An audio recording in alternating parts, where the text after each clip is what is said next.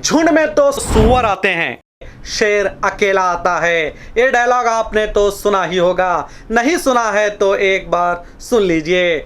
मुन्ना, झुंड में तो सुअर आते हैं,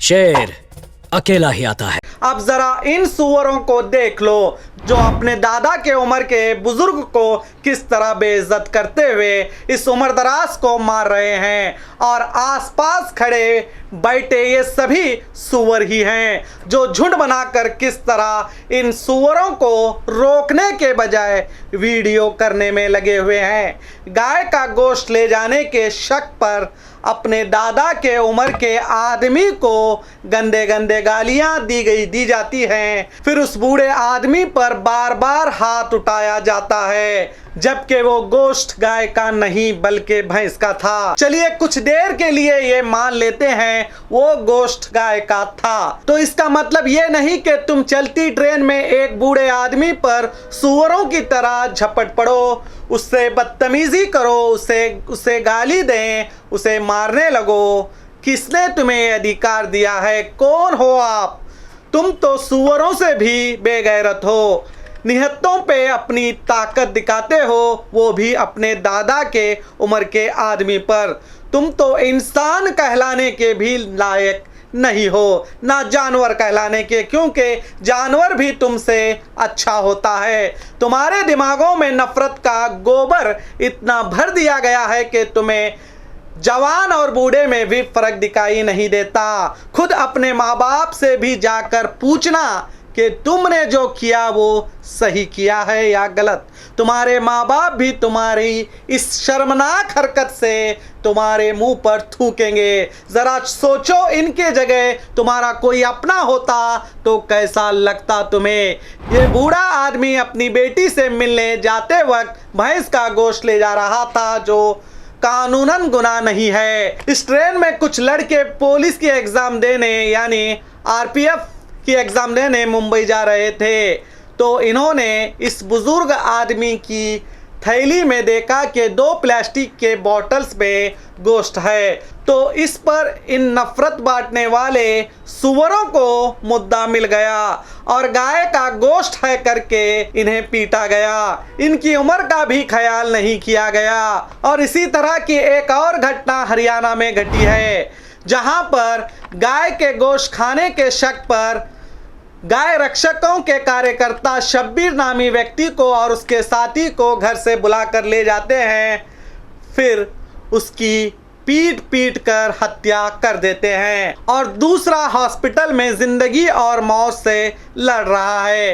ये शब्बीर प्लास्टिक बोतल का स्क्रैप का काम करता था। अब इसके कत्ल के मामले में 7 आरोपियों को गिरफ्तार किया गया है और इसमें 2 नाबालिग बताए जा रहे हैं। अब आप सोचिए, देश का कानून होने के बावजूद ये मॉब लिंचिंग बढ़ते ही जा रही है और नफरत बांटने वाले नेता देश के हिंदू नौजवानों को कातिल बनाकर जेल भर रहे हैं। और इन लड़कों को देखो, ये वही हैं जिसने ट्रेन में हाजी अशरफ मनियार बुजुर्ग को मारा था, मगर अफसोस इन लोगों को पकड़ा भी गया और इन लोगों की जमानत भी हो गई। जमानत होने की वजह हेट क्राइम के सख्त धाराएं नहीं लगाई गई।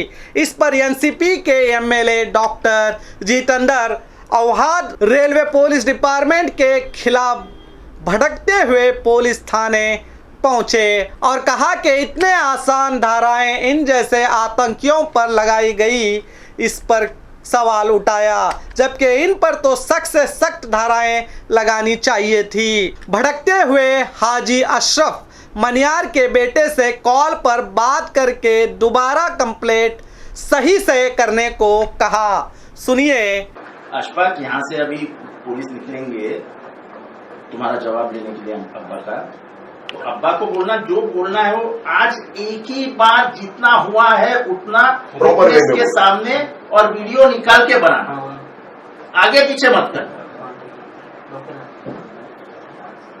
चलो छोड़ो, अभी कल जो हुआ हुआ। अगर पैसे निकाले गए हैं तो पैसे निकाले गए, ऐसा लिख के देना। उन्होंने क्या लिखा, हमने क्या बोला, उस पर कुछ बहस नहीं होगी।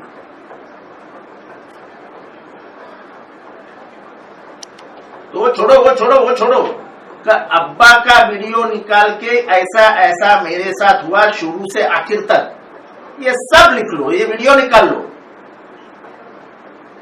और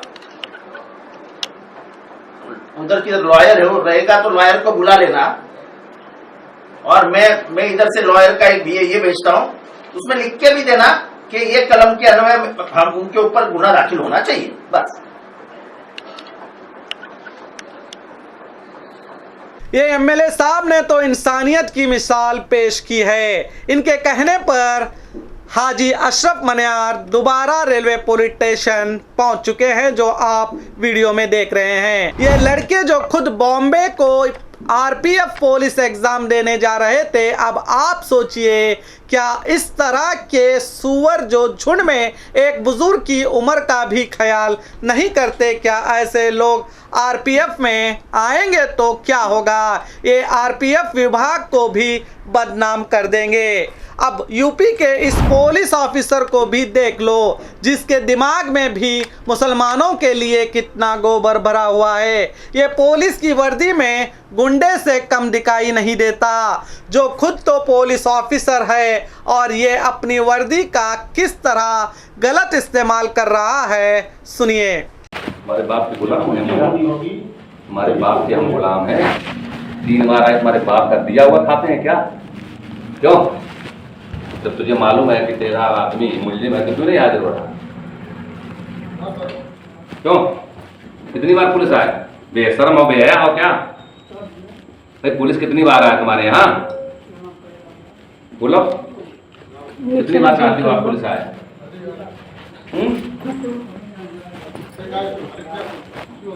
ये कौन है? खोज लेंगे, घर को गिरा देंगे, बुलडोजर चला के हम खोज लेंगे, समझ गए ना? तुमको यहाँ आराम से रोटी नहीं हम खाने देंगे।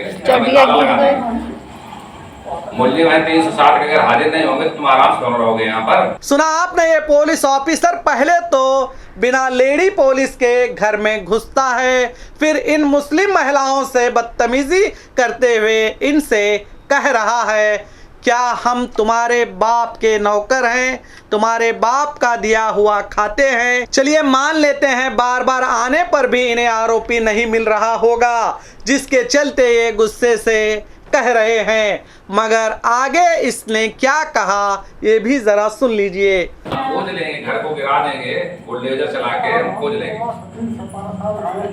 समझ गए ना? तुमको यहाँ आराम से रोटी नहीं हम खाने देंगे। मुल्जिम है 360 के, अगर हाजिर नहीं होंगे तो तुम आराम से रहोगे यहाँ पर। घर को गिरा देंगे बुलडोजर चला के, तुमको यहाँ आराम से रोटी खाने नहीं देंगे। अब आप बताओ, ये पुलिस वाला है या गुंडा? और ये कौन होता है घर को गिराने वाला?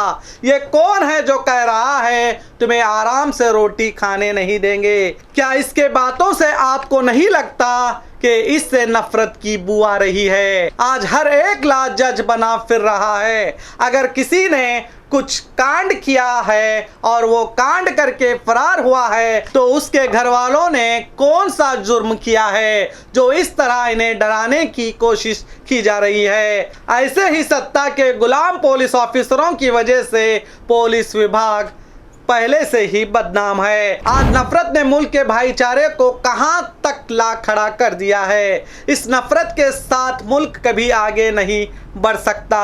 हम ये जितने जल्दी ये समझ लेंगे उतना ही अच्छा है, वरना ये वोट के खातिर, अधिकार के खातिर नौजवानों को बर्बाद कर देंगे और कर रहे हैं। इन्हें आरोपी बना रहे हैं और इस नफरती आग को भड़काने में मीडिया का बहुत बड़ा किरदार है, जो स्टूडियो में बैठकर हिंदू मुस्लिम कहकर झूठे झूठे खबरें दिखाकर और हकीकत को छुपाकर इस दलाल मीडिया ने लोगों को उकसाने में कोई कमी बाकी नहीं छोड़ी, जिसके नतीजा आज देश भर में देखने को मिल रहा है। अभी भी वक्त है मेरे देश के नौजवानों, नागरिकों, संभल जाओ, वरना ये नफरती नेता आपकी हंसती खेलती जिंदगी को बर्बाद करके अपने बच्चों को तो एमएलए, एमपी और बड़े बड़े अहदों पर बटा देंगे और आपको मोहरा बनाकर आरोपी बना देंगे। वो अपने परिवार के साथ हंसते खेलते ज़िंदगी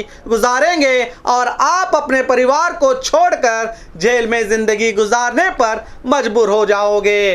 बाद में वही कई साल बाद आपको छुड़वाएंगे, आपके गले में हाथ डालेंगे, मुंह में लड्डू डालेंगे। अब आप सोचो आप क्या बनना चाहते थे। इन नफरती नेताओं ने आपको क्या बना दिया और क्या बना रहे हैं। समझ में आए तो इस न्यूज़ को ज़्यादा से ज़्यादा लोगों तक पहुंचाओ।